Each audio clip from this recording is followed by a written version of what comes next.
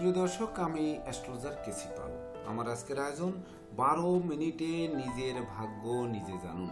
তো কিভাবে আপনার হাত থেকে নিজের ভাগ্য আপনি নিজে জানবেন?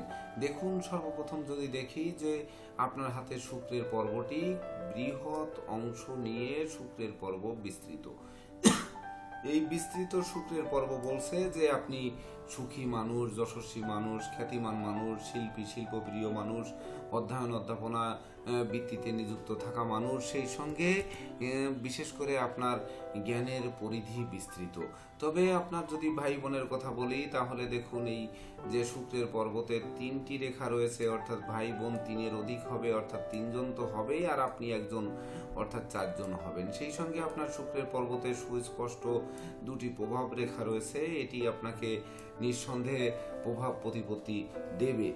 তাছাড়া হাতের যে 4টি আঙ্গুলের 12টি পর্ব, এই 12টি পর্বের মধ্যে কনিষ্ঠ আঙ্গুলের মাঝের পর্বটি সব থেকে বেশি ছোট এবং বেশি বেমানান। এটি কিন্তু নির্দিষ্ট করে যে আপনার রাশি কি। তো সম্ভবত আপনি কুম্ভ রাশির জাতক হবেন। তো সেই ক্ষেত্রে আপনার মধ্যে থাকবে সর্বদা বিশেষ করে আত্মবিশ্বাস প্রচণ্ড থাকবে যে হ্যাঁ, আমি বড় হব, আমি আমার নিজের ক্ষমতা দক্ষতা বলে আমি বড় হব। এই আত্মবিশ্বাস কিন্তু আপনার মধ্যে সর্বদা থাকবে। এমনকি সুখ দুঃখ দুটোই আপনি সমানভাবে উপভোগ করতে পারবেন। জ্ঞান বিজ্ঞানের ক্ষেত্রেও আপনি আগ্রহী হবেন। সেই সঙ্গে মননশীলতার একটা গভীরতা থাকবে। এমনকি ইন্দ্রিয় লালসা চরিতার্থ করার একটা মানসিকতা থাকবে, যদিও মাঝে মধ্যে এটি ক্ষতির কারণ হতে পারে। তবে নেশা, মদ্য, জুয়া, বারবনিতা বা এই সকল নেগেটিভ দিকে যাওয়া ঠিক হবে না। আপনাকে কর্মে নিষ্ঠাবান থাকতে হবে, বিশ্বাসী হতে হবে, আত্মঅভিমানী থেকে বেরিয়ে আসতে হবে। সেই সঙ্গে ভোগ এবং ত্যাগ দুই ব্যাপারেই আপনি পারদর্শী হবেন। তো বিশেষ করে ভোগে অপেক্ষা ত্যাগে যে প্রকৃত সুখ, সেই সুখটা কিন্তু আপনার শুক্রের পর্বত যেমন দেবে, তেমনি হচ্ছে আপনার এই বিশেষ করে কুম্ভ রাশির বৈশিষ্ট্য। তাছাড়া আপনার এই বৃহৎ শুক্রের ক্ষেত্র বলবে যে আপনি সদা সত্য কথা বলতে সর্বদা আগ্রহান্বিত থাকবেন, স্পষ্টবাদিতার ছাপ থাকবে। এই বিশেষ করে সদা সত্য কথা বলা বা স্পষ্ট কথা বলার জন্য জীবনে হয়তো কখনো কখনো ক্ষতি হতে পারে। এমনকি নানান কল্পনা এবং আশা আকাঙ্ক্ষা একসঙ্গে আপনি মিশিয়ে নিতে পারেন। সামাজিক ব্যাপারে একটু বিশেষ করে হেয়ালি থাকতে পারেন। সমাজের কাজকর্মের জন্য বা সামাজিক কাজকর্মের জন্য আপনার বিশেষ করে বেফাস কথাবার্তা বেরিয়ে যেতে পারে, যেটি বিশেষ করে আপনার ভাগ্যকে কিছুটা উল্টা দিকে নিয়ে যেতে পারে, যার ফলে জনপ্রিয়তা অনেকটা কমে আসতে পারে। তাছাড়া বিপদ আপদে আকস্মিক কোনো ঘটনায় আপনি বিশেষ করে দৃঢ় সিদ্ধান্ত নিতে পারবেন। সেটি হচ্ছে বিশেষ করে যদি দেখাই যে আপনার আয়ুরেখা এবং শিরোরেখা যে জায়গা থেকে উঠেছে, সেই জায়গাটা একটু আমাদের দেখে আসতে হবে যে আয়ুরেখা এবং শিরোরেখা একসঙ্গে যুক্ত থেকে তারপরে আপনার এটি বেরিয়ে একেবারে নেমে আসছে, অর্থাৎ আপনি দীর্ঘায়ু হবেন। সেই সঙ্গে বিশেষ করে আয়ুরেখা শিরোরেখা এমনভাবে বের হয়েছে যে শিরোরেখা মঙ্গলের ক্ষেত্রে এসে থেমে গেছে, কিন্তু রাহুর পর্বত থেকে একটি ডিভাইডার হয়ে এটি একটি ত্রিভুজ অঙ্কিত করেছে, অর্থাৎ ত্রিকোণ তৈরি করেছে। এই ত্রিকোণ চিহ্নই কিন্তু বলবে যে আপনি ধীর স্থির এবং দৃঢ় প্রতিজ্ঞ মানুষ। সংসার সমাজে বা পিতামাতার স্নেহ মমত্ব খুব একটা না পাইলেও বা পিতামাতার সহযোগিতা খুব একটা না পেলেও বিশেষ করে বাইরের জগতে আপনি থাকবেন এবং বাইরের জগতে যাদের সঙ্গে মিশবেন, যাদের সঙ্গে চলবেন, যাদের সঙ্গে ব্যবসা বাণিজ্য করবেন, যাদের সঙ্গে কর্ম করবেন, অর্থাৎ সহকর্মী, অংশীদার বা ধরুন আপনার আশেপাশে পারিপার্শ্বিক যারা থাকবে, তাদের সাথে চট করিয়ে যেন মানিয়ে নিতে পারবেন। এমনকি কোনো নিচু প্রকৃতির লোকের কাছে এসে বিশেষ করে বিপদে পড়ে আপনাকে হাবুডুবুর যদিও খেতে থাকেন, তথাপিও বুদ্ধির বলে কিন্তু আপনি শিকল কেটে সেখান থেকে বেরিয়ে আসবেন। যদিও আপনার ভিতরে এই যে শিরোরেখা মঙ্গলের ক্ষেত্রে এসে থেমে গেছে এবং মঙ্গলের ক্ষেত্রটি অত্যন্ত উঁচু এবং সুদৃঢ়, এটি আপনাকে বলবে যে কখনো কখনো রাগ, জেদ, ক্রোধ, অহংকার এগুলো অনেকাংশে বেড়ে যেতে পারে। তো এই অংশটিকে কিন্তু বিশেষ করে দমন করতে হবে। এমনকি দ্বৈত জীবনযাপন থেকে সরে আসতে হবে, একদিকে এক লক্ষ্যে আপনাকে অগ্রসর হতে হবে। সেই সঙ্গে বাকবিতণ্ডায় না যাওয়াটাই ভালো, বিশেষ করে বুদ্ধির বলে আপনাকে বেরিয়ে আসতে হবে। যদিও বুধের ক্ষেত্রটি বিশেষ করে কনিষ্ঠ আঙ্গুলের গোড়ার দিকে অনেকটা নিচু এবং বিবাহ রেখাটি অস্পষ্ট, যেটি দাম্পত্য সুখ শান্তি প্রতিষ্ঠায় কিছুটা বাধার সৃষ্টি করবে। তাই তো সূক্ষ্ম বুদ্ধি দিয়ে বিশেষ করে দাম্পত্য সুখ শান্তিকে আপনার ধরে রাখার চেষ্টা করতে হবে। এমনকি বেশি ভাব প্রবণতাকে যদি প্রশ্রয় দেন, তাহলে এই দাম্পত্য জীবন নিরাশ আশায় পর্যবসিত হতে পারে, সেদিকে কিন্তু নজর রাখতে হবে। তবে আপনার ভিতরে যে কিছু গোপন রহস্য রয়েছে সেটি হচ্ছে, দেখুন, যদি আমি প্রথমেই দেখি যে হৃদয় রেখাটির উপরে দ্বিখণ্ডিত এবং বিশেষ করে শনির আঙ্গুল এবং বৃহস্পতির আঙ্গুলের মাঝ বরাবর একেবারে সমান আকারে দ্বিখণ্ডিত হয়ে রয়েছে, এই জায়গাটি যদি নজর রাখেন তাহলে দেখা যাচ্ছে আপনার হৃদয় সর্বদা দ্বিমুখী। একটা হচ্ছে প্রতিষ্ঠার মুখী আর একটা কর্মমুখী। তো কর্ম দিয়েই তো মানুষ প্রতিষ্ঠিত হবে।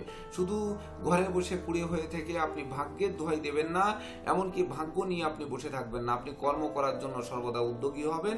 সেই কর্মের মাধ্যমে, সততার মাধ্যমে, নিষ্ঠার মাধ্যমে, একাগ্রতার মাধ্যমে আপনার জীবনের প্রতিষ্ঠা ছিনিয়ে আনতে আপনি সক্ষম হবেন।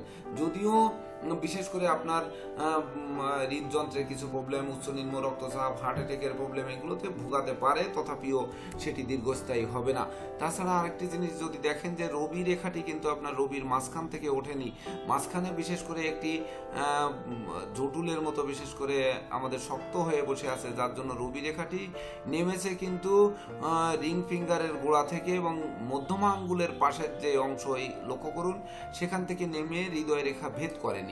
তো এই যে রবি রেখাটি হৃদয় রেখা ভেদ করলো না, রবি রেখা হৃদয় রেখা ভেদ না করলে বিশেষ করে সাধারণত জীবনে সফলতা পেতে কষ্ট হয়। তাছাড়া আপনার ভাগ্য রেখাটি বিশেষ করে মণিবন্ধের উপর থেকে উঠে দেখুন শিরোরেখার নিচেই গিয়ে থেমে গেছে, সে আর উপরে উঠতে পারেনি। অর্থাৎ ভাগ্যের ক্রীড়ানক কিন্তু আপনি নয় যে ভাগ্যকে দোহাই দিয়ে চলবেন বা ভাগ্যই জীবনের সর্বে সর্বা এই দিকে মন দিয়ে চলবেন, এটি কিন্তু আপনার চলার সম্ভাবনা কম। বিশেষ করে কর্মের মাধ্যমে জীবনে বড় হতে হবে, এই সংকল্প আপনার মধ্যে সর্বদা বিরাজমান থাকবে।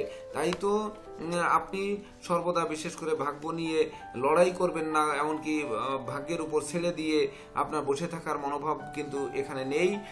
কিভাবে কর্ম করে জীবনে সুপ্রতিষ্ঠা অর্জন করা যায় সেই দিকেই নজর থাকবে। এমনকি আপনার প্রশ্ন যে মানব জীবনে সাফল্য কর্মের ফল, এটি আপনি সর্বদা মানবেন, এটা ভাগ্যের ফল এটি আপনি মানবেন না। সেই সঙ্গে বিশেষ করে ভাগ্য যে নির্ধারিত সেটি কিন্তু নয়, কর্ম দ্বারা পরিবর্তন করা যায়, এটিও আপনি সর্বদা ভেবে নিতে বদ্ধপরিকর থাকবেন। এমনকি কর্মফল যে আমার ভাগ্যের উপর প্রভাব বিস্তার করে, এটি আপনাকে মেনে নিতে সহযোগিতা করবে। তাছাড়া বিশেষ করে বৃদ্ধাঙ্গুলের গোড়ায় দেখুন এই যে ত্রিকোণ আকারে একটি মানে উঁচু ডিবির মতো হয়ে রয়েছে, এটি কিন্তু একটি শুভ চিহ্ন, বিশেষ করে শুক্রের আঙ্গুল বা বিশেষ করে আপনার ইচ্ছা শক্তির জায়গা।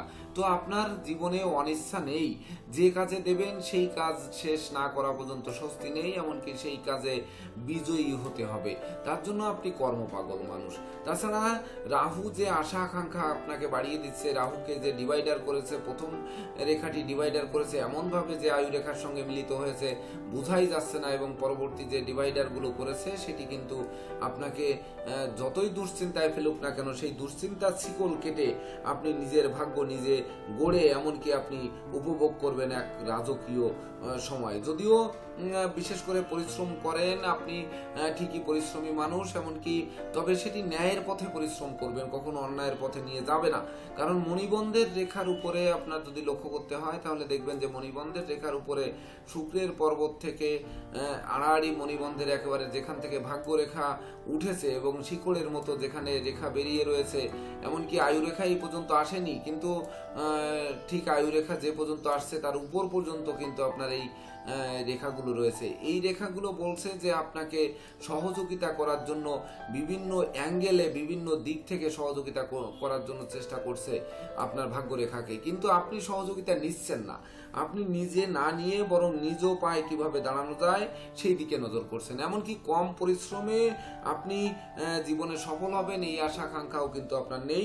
যতটুকু পরিশ্রম করবেন ততটুকুই কিন্তু আপনাকে সফলতা দেবে। তাই তো আমি বলেছি যে নিজের 12 মিনিটে নিজের ভাগ্য নিজেই জানুন, এটি আমি এই জন্যই কিন্তু বললাম। তাছাড়া দারিদ্রতা কি আর ধনী কি, এটা যে কর্মের ফল, এটি আপনি সুন্দরভাবে উপলব্ধি করবেন যে আমার জীবনে যখন দারিদ্রতা আসবে আমি কাজ করতে পারিনি তার জন্য দারিদ্রতা আসছে, আর হচ্ছে আমি ধনী হয়েছি এটি আমার কর্মের ফল, এটি আমাকে ভাগ্য দেয়নি, অর্থাৎ আমি কর্ম গুণে বড় হয়েছি। অর্থাৎ আপনার হাতটি কিন্তু কর্মী হাত এবং গোছালো মানুষ, আপনি আগোছালো নয়, কোনো কিছু এলোমেলো ভাবে ফেলে রাখতে চান না। তাছাড়া বিশেষ করে আপনার এই যে আমি বললাম আপনার রাশিটি হবে কুম্ভ, তো কুম্ভ রাশি রাশিতে 3টি নক্ষত্র থাকে, একটা হচ্ছে ধনিষ্ঠা, একটা শতভিষা, একটা হচ্ছে পূর্ব ভাদ্রপদ। তো ধনিষ্ঠা হচ্ছে মঙ্গল, যে মঙ্গল কিছুটা রাগ জেদ ক্রোধ দেয়, সেটি কিন্তু মঙ্গলের ক্ষেত্র থেকে বোঝা যাচ্ছে যে আপনি রাগী জেদি ক্রোধী মানুষ। তা হবেন না কেন? কারণ নীতি কঠোর মানুষ তো সময় সময় নীতির বাইরে গেলে সে তো রাগী জেদি হবেই। আর হচ্ছে শতভিষা নক্ষত্রের অধিপতি হচ্ছে রাহু, যে রাহু কিনা দেয় একটু লোভ লালসা। তো লোভ লালসা বিশেষ করে আপনার থাকতে পারে কোন দিকে? বিশেষ করে কর্মের দিকে কিন্তু থাকবে না, বা অর্থের পরের ধনের প্রতি থাকবে না, পরনারীর প্রতি থাকবে না, বা সম্পদ পর অর্থের দিকে থাকবে না। এই লোভ লালসা থাকবে হচ্ছে দৈব সাধনা, ইষ্ট সাধনা, বা ধরুন আপনার কাঙ্ক্ষিত ফল লাভ করার যে অদম্য লালসা, যে পরাজয় মেনে নিতে পারেন না আপনি। সব থেকে বড় ব্যাপার হচ্ছে পরাজিত আমি যেন না হই, আমি যেন মনোকষ্টে না ভুগি, আমি যেন অপবাদ না নিয়ে চলতে হয়, আমার যেন পরমার্থ চিন্তা চেতনা ভেস্তে না যায়, এই দিকে আপনার সব থেকে বেশি লক্ষ্য থাকবে। সেই সঙ্গে যে আপনি সর্বদা মানবেন যে কর্ম আমাকে করতে হবে, যে ভাগ্য কখনো সব হবে না, ভাগ্য কখনো আমার জীবনে ক্রীড়ানক হবে না, এটি কঠোর পরিশ্রমই হচ্ছে আপনার সফলতা নিশ্চিত করবে, এটি আপনি সর্বদা ভেবে তবেই না অগ্রসর হবেন। সেটি দেবে পূর্ব ভাদ্রপদ নক্ষত্রের অধিপতি বৃহস্পতি। তো এই যে আপনাকে নিজেকে, নিজের ভাগ্য আপনি নিজে গড়বেন, এমনকি নিজেই কিন্তু আপনি জানবেন যে নিজের ভাগ্য। তো এই ভাগ্য জানার পথে বিশেষ করে আপনার যে নীতি আদর্শ, এগুলোকে আমি স্বাগত জানাচ্ছি।